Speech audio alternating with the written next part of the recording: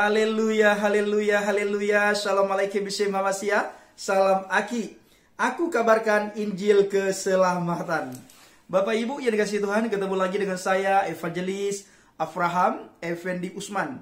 Pada kesempatan malam ini saya mengajak saudara semuanya untuk merenungkan firman Tuhan di mana tertulis, "Belajarlah kepadaku karena aku lemah lembut dan rendah hati." Haleluya. Nah, Bapak Ibu, Yesus Kristus menjadi panutan di dalam hidup kita. Dialah satu-satunya pribadi yang menjadi panutan dalam hidup kita.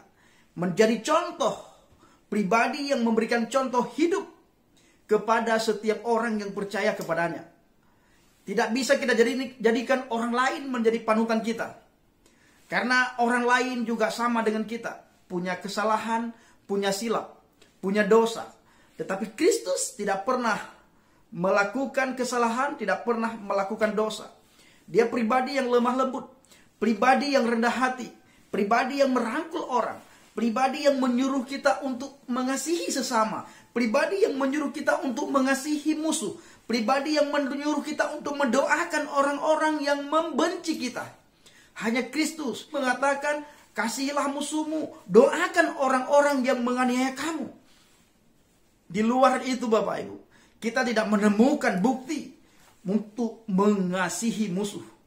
Bahkan di iman tetangga kita, Bapak Ibu, mereka membenci orang yang tidak seiman dengan mereka, membenci orang yang tidak seakidah, membenci orang yang tidak seagama. Bahkan sesama mereka sekarang saling serang menyerang, saling kafir mengkafirkan. Ada orang yang mengkafirkan Islam Nusantara, sesama mereka juga, Bapak Ibu.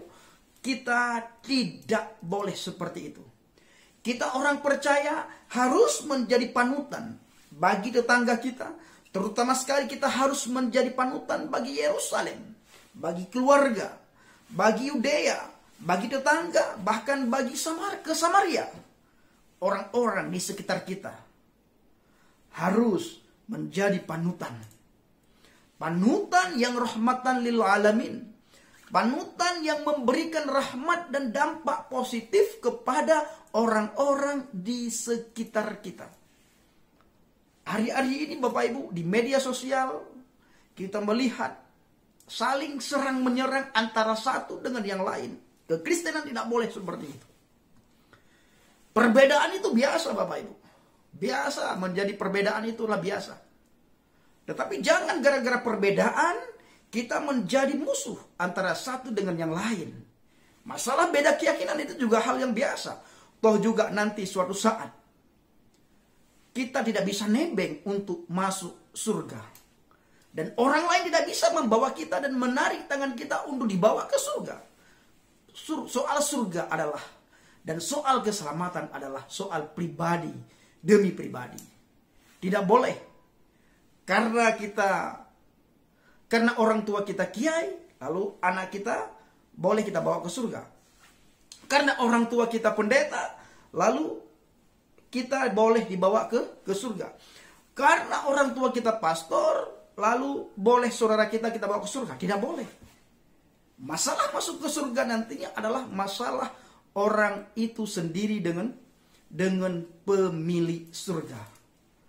Maka dari itu sekali lagi, Bapak Ibu, sangat kita sayangkan saudara-saudara kita saling serang menyerang di media sosial. Itu tidak baik. Justru apabila ada perbedaan, mari dengan perbedaan itu kita bisa berjalan di rel masing-masing. Tidak perlu kita menghina orang yang tidak sependapat dengan kita, yang tidak seakidah, yang tidak seiman, dan yang tidak sepaham dengan kita. Itu sangat tidak boleh. Biarkan dia berjalan di rel dia. Yang penting tidak mengganggu orang lain. Nah, ini yang paling penting, tidak mengganggu orang lain. Nah, contohnya di media sosial. Sekarang banyak orang membuli Aldi Taher, seorang artis, karena beredar kabar bahwa beliau menjadi seorang ustadz. Beliau baca Quran, habis itu diposting walaupun tajwid dan makhrijal hurufnya tidak cocok dengan orang lain, sehingga orang yang merasa tidak cocok ini membuli Pak Aldi Thohir. Kalau pandangan saya Bapak Ibu, bagaimana hal itu saya memandang? Selama Aldi Thohir, Bro Aldi Thohir itu melakukan kebaikan, why not? Nah, justru lebih bagus orang yang melakukan kebaikan daripada orang yang tidak melakukan kebaikan. Tetapi ada orang yang tidak sepaham, yang tidak sependapat, yang tidak senang, akhirnya menyalahkan Aldi Thohir. Harusnya yang disalahkan siapa? Orang yang menghina orang lain, orang yang menganjurkan menganjurkan kebencian. Ini yang harus diperangi, yang harus dihambat. Bukan orang yang melakukan kebaikan yang dihambat. Orang yang tidak melakukan kebaikanlah harusnya dihambat supaya tidak menjerumuskan orang lain. Selama orang itu bisa mengeluarkan aura positif kepada orang lain, kita harus mendukung. Nah, inilah kembali ke pembahasan tadi Bapak Ibu. Itu urusan mereka. Kembali ke pembahasan tadi bahwa kita harus berpegang teguh pada firman Tuhan.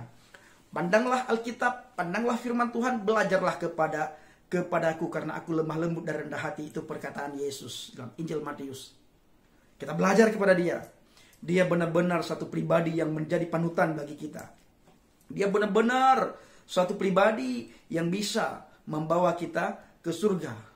Bukan saja dia memberikan contoh yang baik, tetapi dia adalah satu pribadi yang bisa membawa kita ke surga. Maka dari itu setiap anak Tuhan, orang yang percaya kepada Yesus, kepada Yeshua HaMashiach, harus menjadi contoh yang baik kepada orang lain, kepada orang di sekitarnya, kepada keluarga, kepada tetangga, dan kepada orang lain. Pendeta harus menjadi panutan kepada jemaat. Pengkhotbah juga harus menjadi panutan apa yang dia sampaikan kepada orang lain. Penginjil juga harus menjadi panutan terhadap orang yang dia injili. Jangan justru sebaliknya menjadi batu sandungan. Terima kasih. Assalamualaikum warahmatullahi wabarakatuh. Salam Aki. Aku kabarkan Injil keselamatan. Bapak Yahweh Bishim Adonai Yeshua HaMashiach Ruach HaKodes memberkati kita semuanya. Haleluya. Amin.